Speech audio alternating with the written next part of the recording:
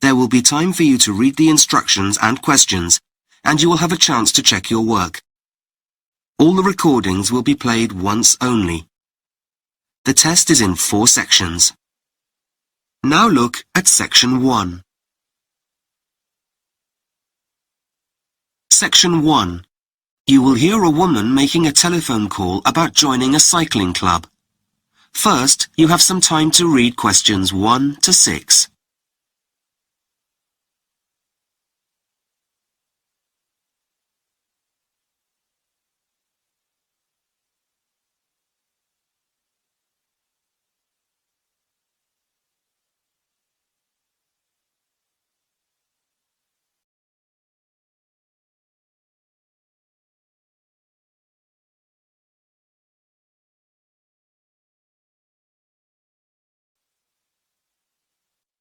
Now we shall begin.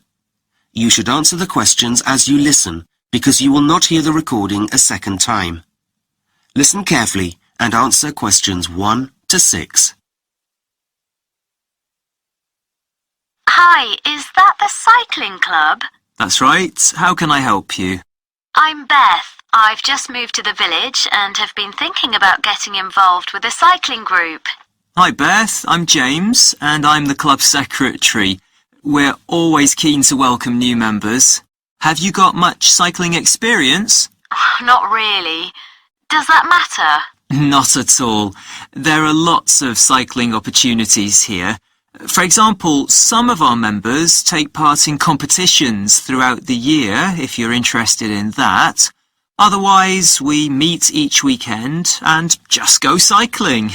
We take a different route each time, ranging from easy to challenging, so there's something for everyone. Oh, sounds fun. It is. Is there a joining fee? And what's included if there is?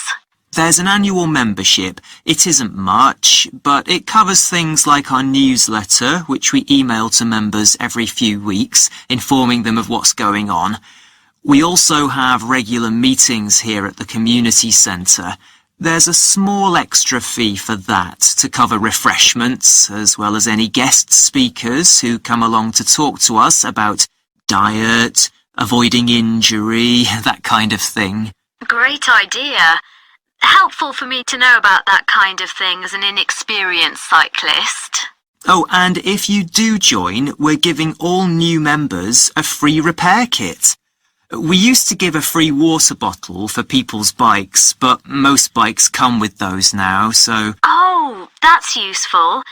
Now, do you meet at the community centre before you go on rides? No, we meet outside the post office in Dudley. Oh, I haven't heard of that. How do you spell it? It's the next village. It's D-O-U-G-L-E-Y.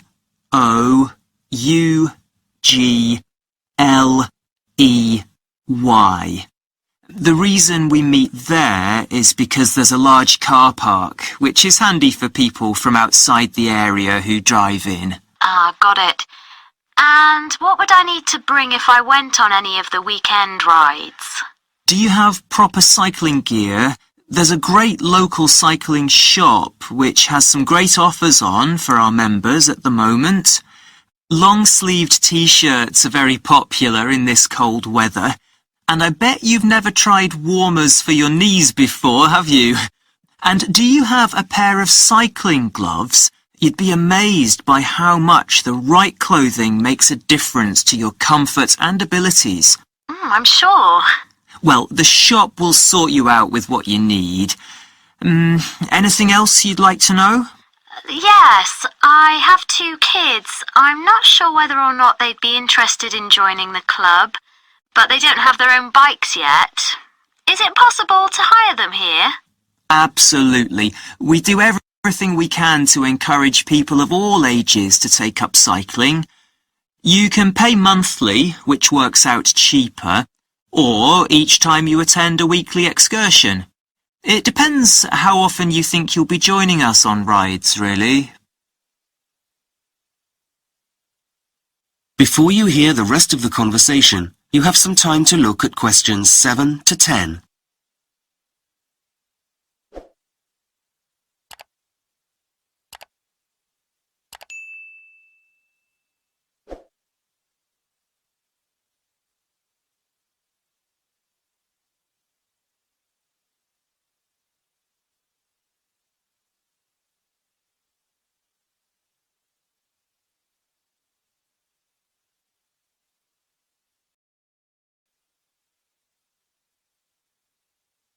Now listen carefully and answer questions 7 to 10.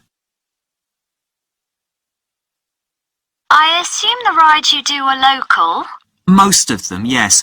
We do longer trips when the weather's better. We sometimes stay away camping to make the most of it.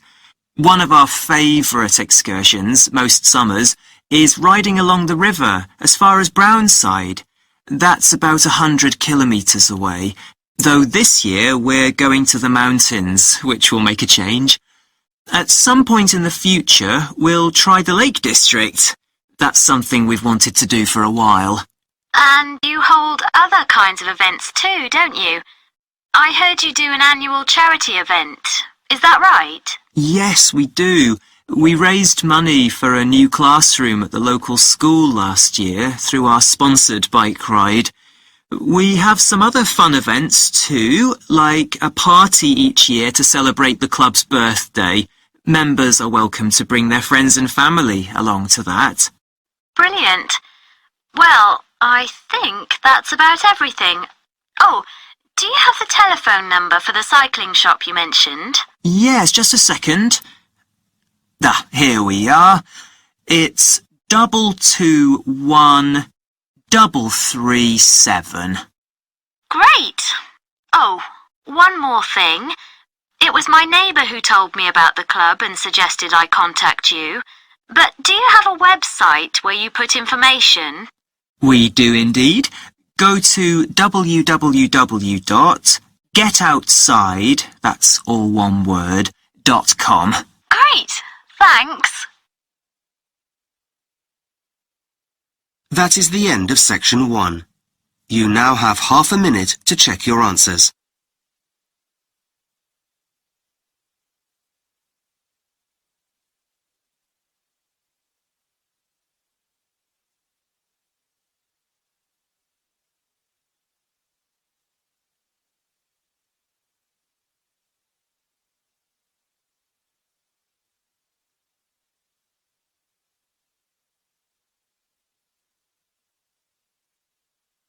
Now look at section 2.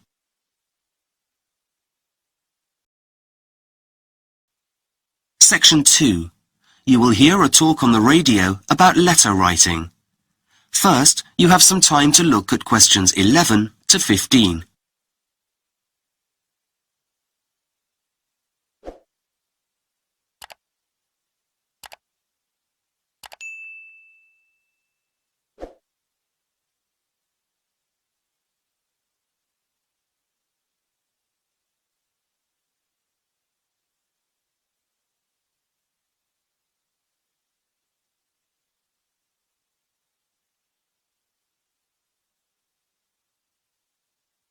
Now listen carefully and answer questions 11 to 15.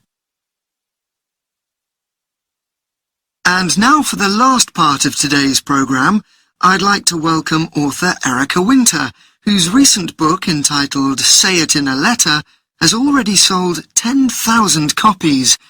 Over to you, Erica. Thanks, Mark. In today's world, it's easy to think that letters are a thing of the past. We rarely write them, and when we do, it's usually to a bank or an organisation of some kind. We no longer tend to write letters to our friends. Yet this is something I think we will come to regret. It's what I call the lost art of letter writing. For one thing, letters used to consist of more than writing. Looking through some of my mother's old letters to me recently, I came across several that also had drawings in them. This wasn't uncommon in the past. Photos took much longer to print than they do now, and so people often drew something to show what they meant.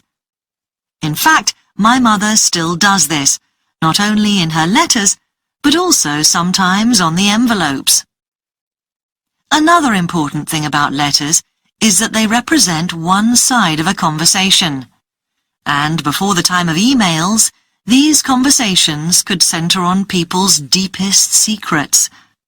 As a child, letters would come through our door each morning from relatives and friends. As we got older, they became more personal. This made the letters important. It made you want to keep them. The ones I treasure I still have. They're tied up with ribbon and safely stored in a shoebox in my attic. I get them out from time to time and read them, and it's amazing because they remind me of how I felt all those years ago, what I was doing, who I was meeting, what I was looking forward to. And this is another thing about letters. They recreate the past rather like a diary. Yet they are more than that, because they invite a response. Emails will never tell us about the past in anything like the same way, unless we print them off and keep them. But who has time for that? Before you hear the rest of the talk, you have some time to look at questions 16 to 20.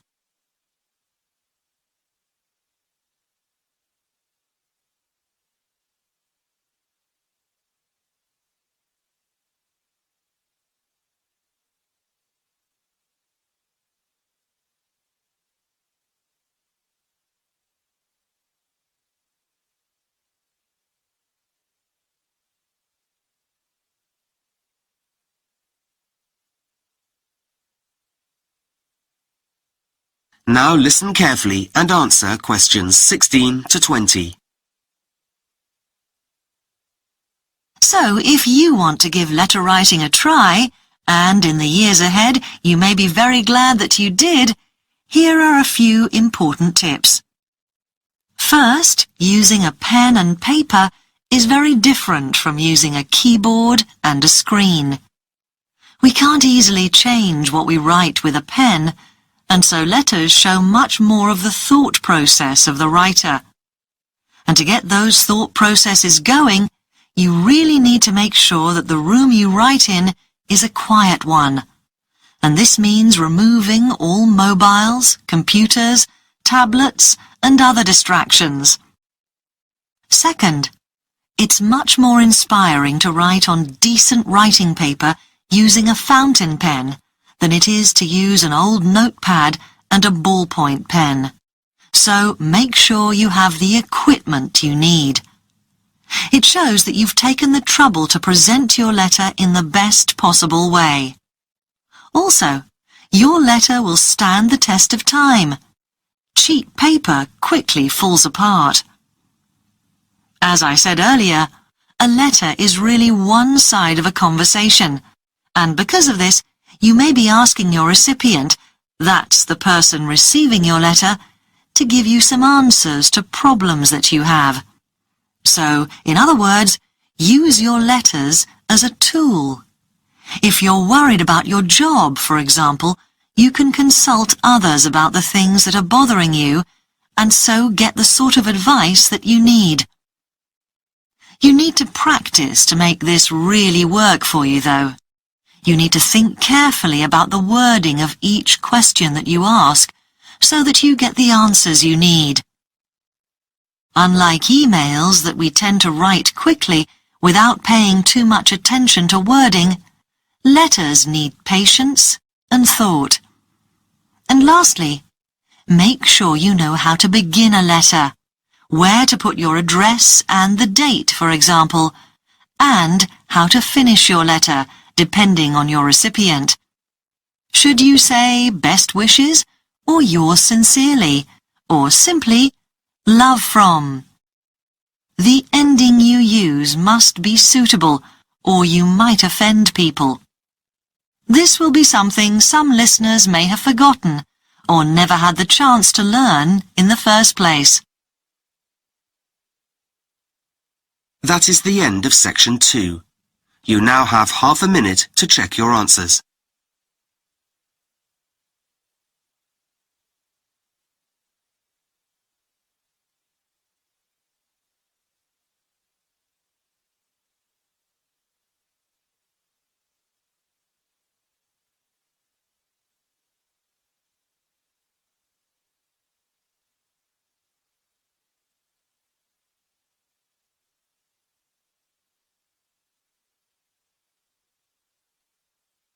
Now look at section 3.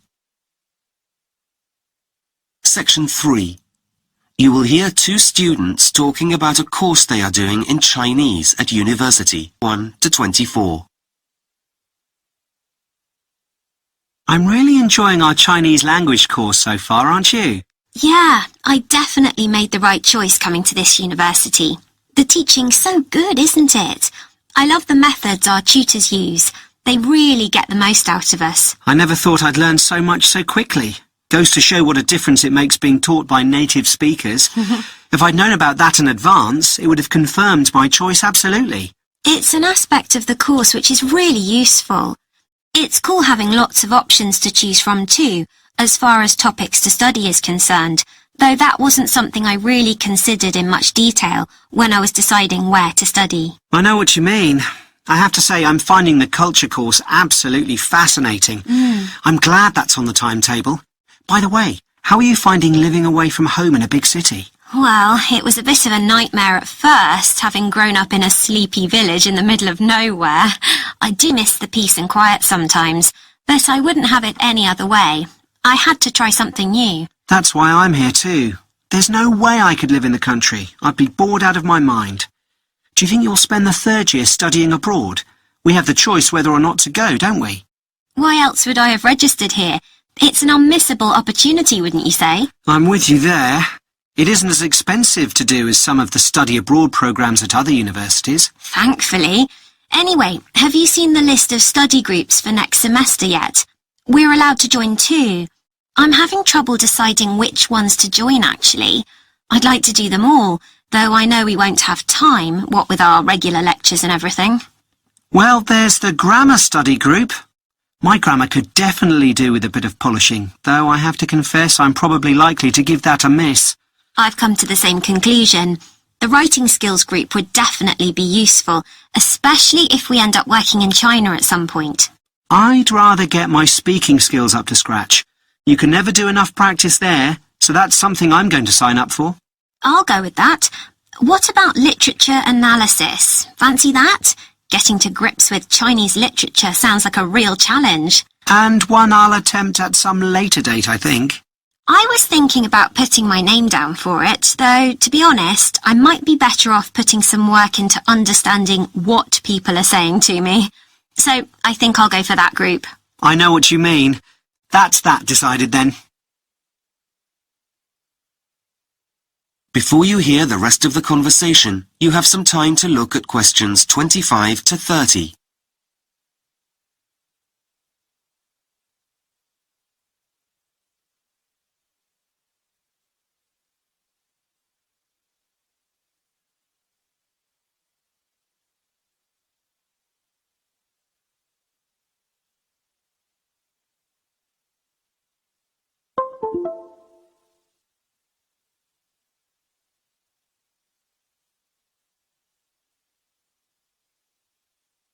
Now listen carefully and answer questions 25 to 30.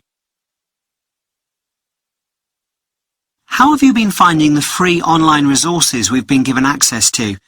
I found 1 or 2 of them useful, but some of them aren't as exciting as I'd expected them to be. Right. I tried the chat room the other day for the first time. You know, where you can make contact with real Chinese speakers and practice your language skills. I was chatting to a really helpful user called May. The connection was pretty poor though, and I gave up in the end. I don't know whether it's always like that. I had a similar experience, waiting ages for replies to come through. And what about the translation software? I've never been a great fan of it, but that stuff is really high-tech, isn't it? It's got all sorts of functions, though maybe at the expense of getting a precise interpretation of what you're trying to say. You don't have to wait as long as you do for some translation software to do its stuff, but I think what you said is a universal problem with that kind of thing. Better to use our heads. What do you think of the vocabulary builder? You know what? There's tons of useful and functional stuff to practice on there. I spotted several errors though, if you can believe that. I noticed that too. Maybe we should raise that with our tutors. Let them know it's lacking in quality. We need top-rate stuff at our level. The dictionary's not bad, but I've seen ones that have some interesting extras like activity sections. Shame it doesn't have any of those. I know. They can be slow to use though. The language lab's pretty lazy, isn't it? I've only used it a couple of times, but I'd agree. There seem to be plenty of delays when it's setting up, though you can do some interesting things on it once you've got it running. Then there's the writing checker, the thing you type into and it tells you what typing errors you've made. I got a bit bored doing the same thing after a while though. It's a bit limited in what it can do. I think I'd rather have my tutor's feedback. It would be better if it was a bit more interactive, though how that would work I'm not sure. Anyway, at least we've got access to the resources. They're better than nothing, even if they're not perfect. Right, shall we look at this next piece? That is the end of section 3. You now have half a minute to check your answers.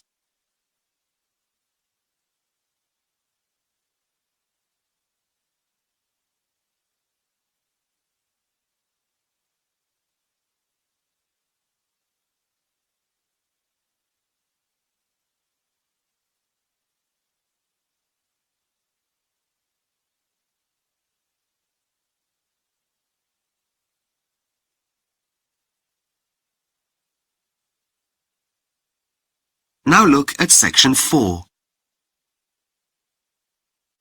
Section 4. You will hear part of a lecture about teaching maths to young people. First, you have some time to look at questions 31 to 40.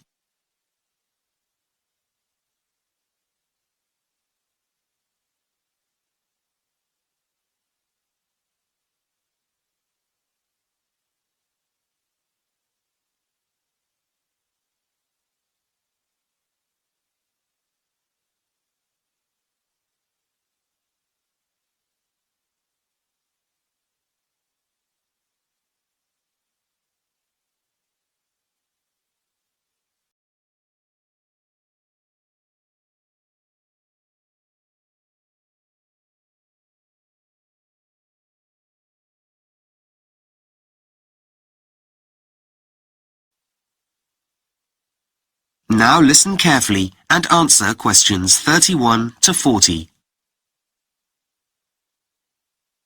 Why are we studying this? That's a question that, as a high school maths teacher, I was asked 1,000 times, and one that you, as trainee maths teachers, will certainly be asked in the future. What is it that makes maths seem so difficult and unapproachable for many students? Getting good at maths is less a matter of brain power than staying power. The difficulty lies in the amount of patience maths requires.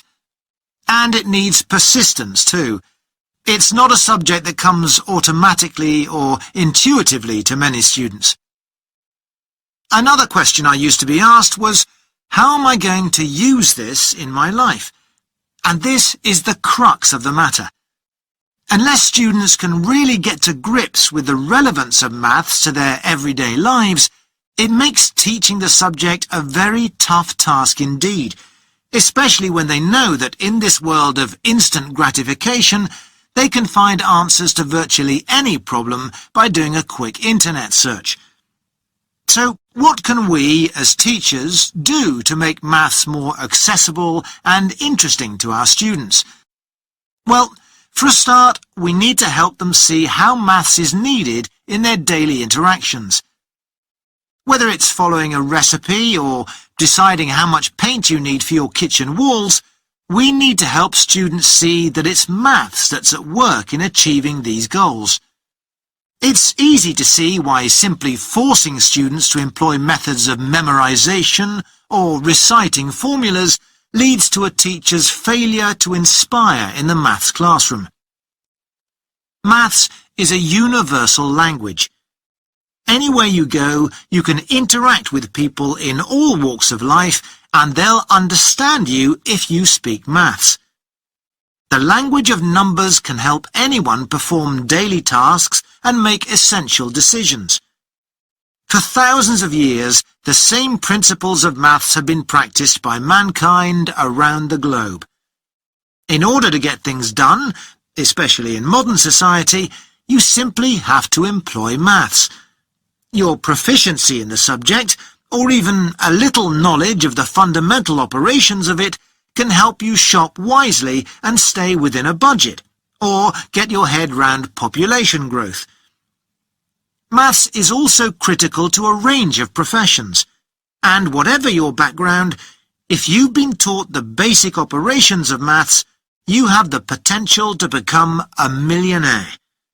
Just as literacy helps us get ahead in life, so does counting and the ability to make informed financial decisions. And it doesn't stop at work or daily transactions. Less obvious benefits of studying maths include other real-life applications, such as the ability to learn to play a musical instrument, become a dancer, or sail a boat.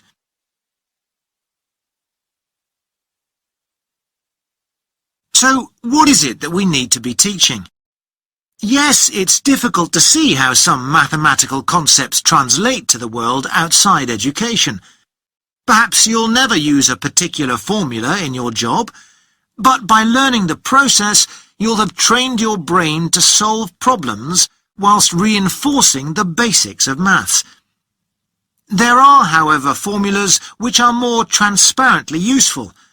Things like an ability to properly assess risk or statistics. Things which even students should be able to see will equip them for the world beyond education. Maths makes our minds flexible enough to find solutions to complex, real-world problems. Maths is a cumulative discipline. You have to gain an understanding in one area before you can effectively go on to acquire another. From the basic foundation of addition and multiplication to the complexities of quadratic equations, the only way to build a framework of knowledge is to learn step by step. So, how did I answer that question, what is the point of doing this? Until I got my students thinking about how they use maths to download music from the internet and hand over their cash for popcorn at the cinema, nothing I said made any difference. So I asked them to imagine a life with no maths. That would mean no means of marking time with calendars or watches, no money or concepts like measurement. The idea of missing birthdays, not being able to top up their mobile phones, and a halt to the development of computer games made them open their eyes to the reality of life without maths. What better way to demonstrate the purpose of maths than to relate it to their own existence? Moving on now to another aspect of maths teaching. That is the end of section 4.